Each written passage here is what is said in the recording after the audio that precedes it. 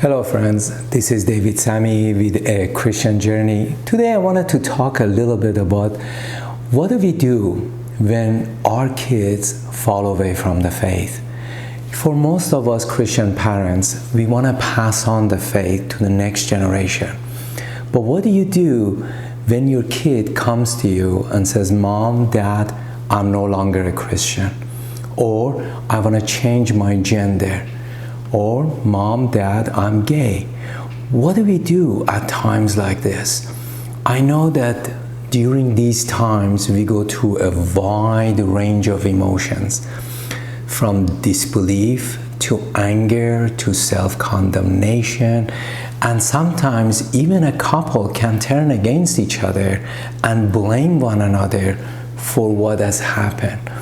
But this subject is a very broad subject to go over in just one video, but I thought about 5 things that we want to keep in mind if something like this ever happens to us. The first thing that is concerning to us is that we know in our heart of heart the decision that they are making it will go against God and His ways, and it will have eternal consequence. That is the first thing that seemed to be concerning to us. But one of the traps that we could fall into is look at the situation today and project into the future and assume how the future is going to look like. Not necessarily. You see, when we get confronted with our kids saying things like this, it doesn't mean that this is permanent.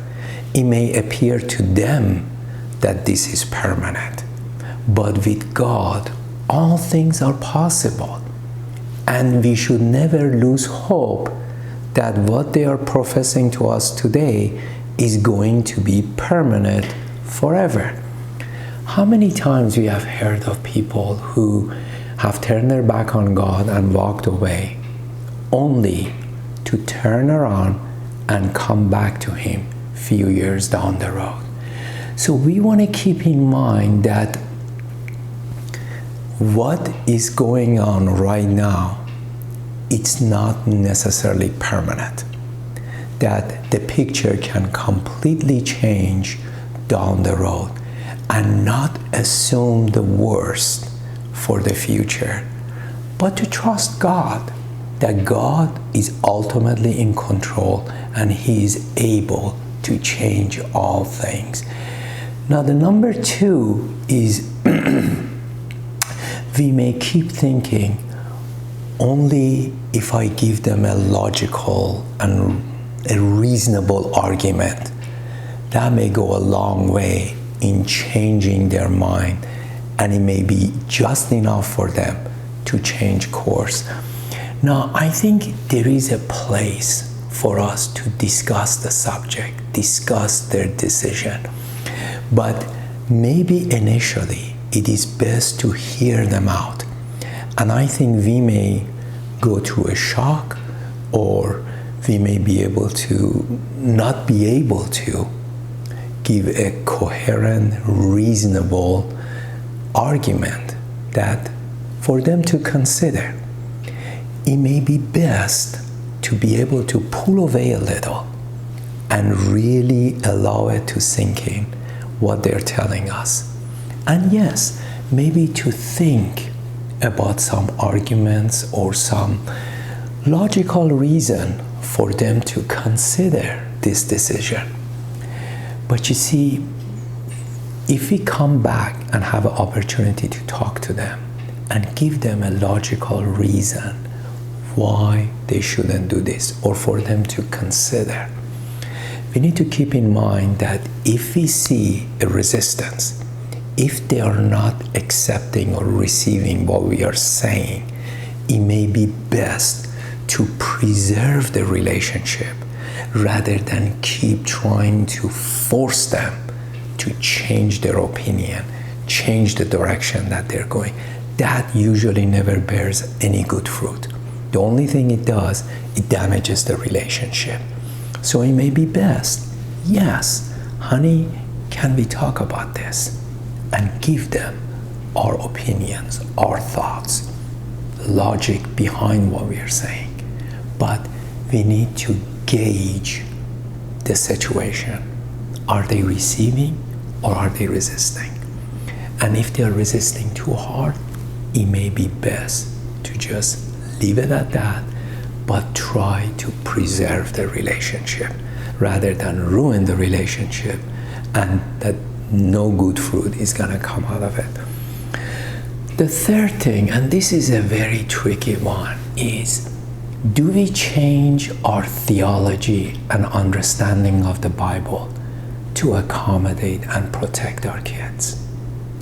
Now, when we need to recognize that our kids, they eventually grow up and they become their own adult with their own mind and their own will. But when we get confronted with something that we know to our understanding it is not in line with God and His ways, but now to protect our kids, do we abandon that belief and go toward voices that we hear today that basically sanction those behaviors, make those behaviors to appear okay with God? And even though in our heart of heart we may not really agree with those voices, but do we go there? Now, here is something that is very difficult, and I want to be very sensitive about what I'm saying. But I think if there is a chance and hope for our kids to turn around, they need to see us remaining true to God. You see, our acceptance of their decision does not mean an approval of the behavior. We can tell them, honey, we understand that it is your choice, and we accept that. We recognize the fact that you have the right to make decisions for yourself. But you see, we also have the right to remain true to who we are and to our belief and our values. And just as you do not want to change who you are, but you see, you have to give us the same courtesy that we need to be true to who we are. But you see, today in evangelicalism, what we have is a humanistic Christianity, a Christianity that is man-centered, that God revolves around man. God is here for my benefit, to rescue me, to take care of me, to come to my aid when I need Him. But you see, this is actually backward. God was not created for my benefit, but I am created for God's good pleasure. We need to ultimately remain true to God above all things. And sometimes we may have our kids that will come to us in situations like this, and they would say, Mom, Dad, why can't you accept me for who I am? You see, we accept the fact that you have the right to choose, that you have the right to choose your path according to what you see fit. But also, on the other hand, honey, you need to accept us and give us the same courtesy and right to choose to be who we are and what our values and beliefs are. So our acceptance of them does not necessarily mean approval of the behavior. It just simply means that we recognize the fact that they have the right to make their own choices as adults. But it doesn't mean that we are going to stop loving you. It doesn't mean that we cannot have a good relationship. But what it does mean, we need to remain true to who we are. And I think, in our culture, we never want to offend anyone. We never want to say anything that will go against somebody's feeling. And there is a certain amount of good in that. But it should never come at the cost of turning our back on God, reinventing God. And you see, this is what is happening today. I see it all around us, is reinventing God to what we like God to be like. I want a God that allows me to do X, Y, and Z. I don't want a God that has its own values and morals that he imposes on me. I don't want a God like that. I want a God that allows me to do what I see fit, and I just want him to approve. But you see, that is a fictional God. That is not the real God. And ultimately, I think if there is a chance, we would maximize the chance for our kids to turn the other way by them seeing that we remain faithful to God, that being faithful to God, it matters, that we just don't change who we are and change our belief just to accommodate a certain behavior. So this is something, again, that is very difficult. I understand that, and we want to be sensitive about this. But it's a point worth considering, because I know that in many churches today, many circles, this is what is happening. We are trying to be accommodating, but we are reinventing God. We are reinventing the scriptures, changing things. But you see, ultimately, we know in our heart of heart what is right. And we want to be true to that above all else. Now, number 4 is many times we become concerned with what do our family members think? What do our friends and church members think? Now, I know that this is a real struggle, but friends and family need to recognize that our kids' choice is not necessarily our choice. And they need to treat us just the same way as before. Nothing has changed. We are still the same people. But you see, we do not want to give unsolicited advice. We do not want to come and just try to, again, talk to them or minister to them when they have not asked us to do, because this is such a sensitive subject and we do not want to open people's wounds. Maybe it's gonna take them a while to be able to wrestle through all of this, and they don't need people coming, poking at them, getting into their business, or try to give advice where they haven't asked for it. Maybe a spiritual leader, pastor, or an elder, that may be a little different scenario. But I think as far as we are concerned, we need to treat those couples and the individuals just the same as before. Nothing has changed. We love them. We have a relationship is just the same, but we do not come with opinion, advice where they have not asked for it, because we don't know what they're going through. This is a very difficult time, and we need to allow people to sort things out the way they see fit. But if they come to us for advice, if they come to us for talk, that's obviously a different scenario. But we need to be very mindful of that in church setting, in family members, and in relationship, that we do not change our behavior one bit toward the couple who are going through this. Now, the number 5 is how do we keep our relationship healthy? How do we go on? How do we keep things moving forward? Now, something that I personally think it would be great is for us to talk to someone that we trust. We need some counseling because we may not fully grasp the depth of the impact that we are dealing with.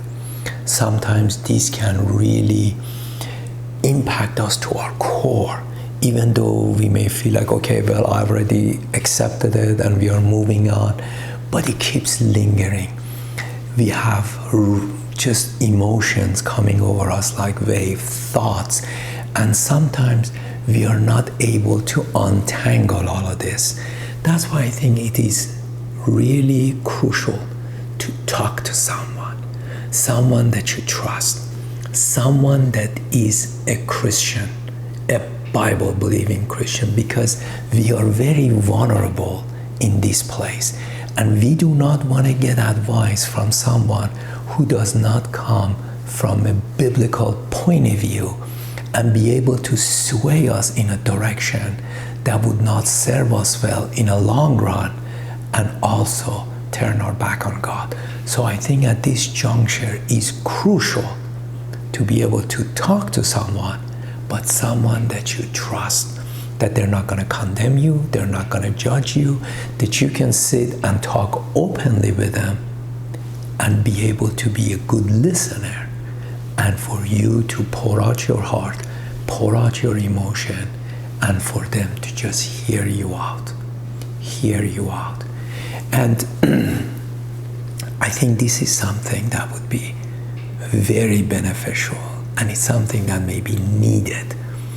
But as far as our behavior toward our kids, it gradually needs to be the same. I love you, I'm here for you, and I accept you. But it doesn't mean my approval of this. But I recognize that you're an adult and you can make your own choices. And we are gonna have fun, we're gonna be together, and we are basically the same. But we both need to be true ultimately to who we are. And that's something, a line in the sand that we draw that we do not cross. But you see, after this, we need to go to God in prayer. And I have seen over the years many circumstances that I thought it was impossible. There is no way for any change to occur, only to see God in due time completely turn the situation around. You see, one of the things that we fall trapped to in our way of thinking when we pray about something or certain subjects, we like to see things move in that direction. That would encourage us. We would like to see change. We would like to see result that is heading in the direction that we hope for. But you see, many times God does not work like that. With God, it seems like nothing is happening. We are keep praying, nothing is happening, because God works with times. In the fullness of time, God acts. He comes into picture. He changes things. But you see, we get discouraged because we don't think like that. We want to see progress. But when we don't see progress, we think, well, nothing is happening. Why bother? Or maybe God is not going to do anything here. No, we never quit. We keep praying, and trusting God that God is going to get involved. God is here, and we are trying to be faithful to Him. We are putting Him first above all things, but we are making this request that God gets involved in this situation and turn the heart of our kid back to Himself. You see, it isn't so much that what we say, but how we conduct ourselves that is going to have a lasting impact on our kid. And if there is to be a turnaround, the way we behave goes a long way to speak to them that, honey, even though we have our disagreement, I love you. We have fun with each other. We enjoy you. We are the same. You see, that's how we need to treat them, because God has given humanity in a sense of choosing. There are certain things that if God wants certain things to be done, nothing can stop God. There is nothing impossible for God. But there are commands that God has given to us, that those commands we can violate, but there'll be a consequence. But God has left us free on those commands. But He has told us that there'll be consequences, and those commands are for our well-being, that He may go well with us. So, if God has allowed them to make those decisions, we need to allow them to make those decisions. But it doesn't mean that we approve of those decisions. But we need to be able to sort that out in our mind and heart, that we can become healthy and have a healthy relationship with our sons and daughters and not push them away. And keeping in mind that with God, all things are possible. This is not the last chapter. This is only maybe a place between 2 points. But as we go forward, let's see what God will do. Let's see how He would get involved. I personally, one of my kids had some health issues that the doctors prescribed some medication that she needed, and these medications would have long-term effect. It could cause my daughter to would have shaking, uncontrollable shaking.